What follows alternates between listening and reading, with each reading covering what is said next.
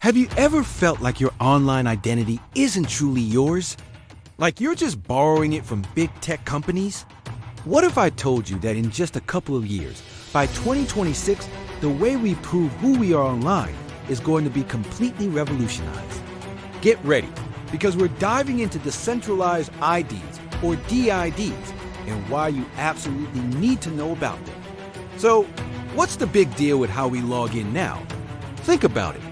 Every time you sign up for a new app, a social media site, or an online store, you're handing over your personal information, your email, your name, your phone number. It's all stored on their servers. You're creating dozens, maybe hundreds, of digital copies of yourself all over the internet. This system is called Centralized Identity. A single company holds the keys to your data. And what happens when they get hacked? Boom, your private information is out there, for sale on the dark web. We've all seen the headlines.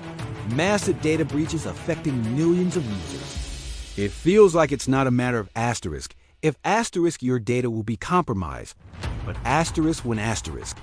And it's not just about security. These companies track your every move, building a detailed profile of you to sell to advertisers. You're the product.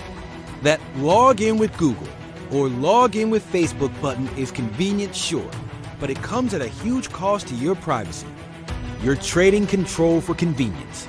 Now, imagine a different world. A world where you, and only you, are in complete control of your digital identity. A world where you don't have to trust a dozen different companies with your personal data.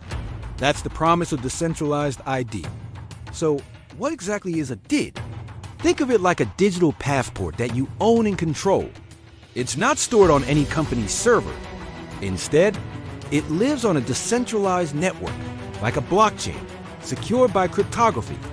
It's a unique, globally recognizable identifier that is yours and yours alone.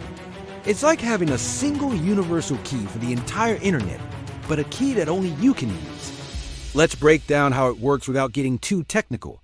Your DID is essentially a public key that points to a document containing information about you. This document doesn't store your personal data directly. Instead, it holds proof, or what we call verifiable credentials. Let's use a real-world example. Say you want to prove you're over 21 to buy something online. Right now, you might have to upload a picture of your driver's license. That's risky. You're giving them your name, address, date of birth, everything. With a DID, it's different. You'd have a verifiable credential from a trusted source, like the DMV, that simply states this person is over 21. When the website asks for proof of age, you use your DID to present just that single piece of information. The website can instantly verify it's legitimate without ever seeing your actual birth date or any other personal data. You only share what's absolutely necessary. This is a game changer for privacy. It's called selective disclosure. You decide what to share, when to share it, and with whom. By 2026, this won't be some niche tech fantasy. It's going to be woven into the fabric of our digital lives. Why 2026? Because the technology is maturing, standards are being established, and major players are getting on board. We're reaching a tipping point. Think about Web3, the metaverse, and the creator economy. All these new digital frontiers require a new way to handle identity. You can't build a truly decentralized internet on a foundation of centralized identity. It just doesn't work. DIDs are the missing piece of the puzzle. They will be the foundation for everything from secure financial transactions in DeFi to owning your digital assets and creations as NFTs.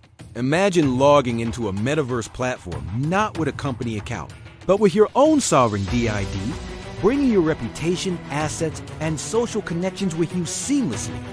Your digital self becomes portable. You're no longer locked into one company's ecosystem. If you don't like a platform, you can leave and take your entire digital identity with you. That's true ownership.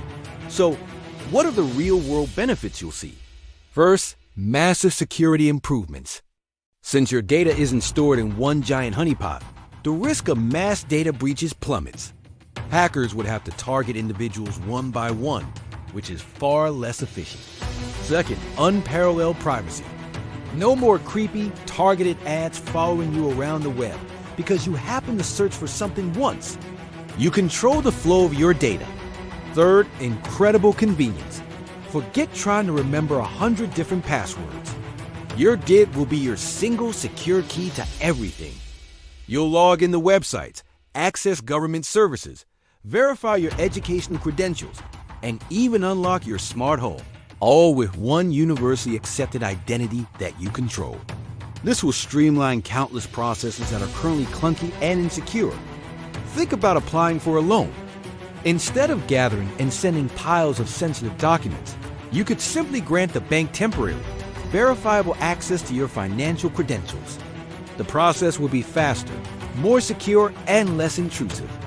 Of course, no new technology is without its challenges. One of the biggest hurdles is user experience. It has to be incredibly simple for everyone to use, not just tech enthusiasts. Companies are working on creating user-friendly digital wallets that will manage your DIDs and credentials securely on your phone. Another challenge is recovery. If you are the sole controller of your identity, what happens if you lose your device or forget your key? Solutions like social recovery, where you can designate trusted friends or family to help you regain access, are being developed to address this. It's the concept of a digital safety net. We also need widespread adoption and a common set of standards so that a DID created for one service works seamlessly with another. The good news is that organizations like the Decentralized Identity Foundation and the World Wide Web Consortium, or W3C, are making huge strides in creating these global standards. So, by 2026, your digital life will look very different. Logging in will feel more like unlocking your phone with your face or fingerprint is simple. Secure action that confirms it's you without giving away your life story. You'll have a digital wallet that holds not just your money, but your credentials, your diploma, your professional licenses, your concert tickets, your proof of age. You will move through the digital world with a new sense of confidence and control, knowing that your identity is truly your own. It represents a fundamental shift in power from corporations back to the individual. It's the internet as it was always meant to be, open, free, and empowering for its users. The era of digital serfdom is coming to an end. The age of digital sovereignty is beginning. This isn't just an upgrade. It's a complete paradigm shift. It is about reclaiming a fundamental right in the digital age, the right to own and control your own identity. Getting ready for 2026 means understanding the shift now. Start paying attention to projects building in the DID space. Look out for apps that begin to offer log in with your wallet or log in with DID options. The change will be gradual, then sudden, and you'll want to be ready when it happens. This is your chance to be ahead of the curve, to understand the next evolution of the internet before everyone else. Thank you so much for watching. If you found this explanation helpful and are excited about the future of digital identity, hit that like button and subscribe for more deep dives into the technology that's shaping our world. Let me know in the comments what you think. Are you ready for decentralized ID?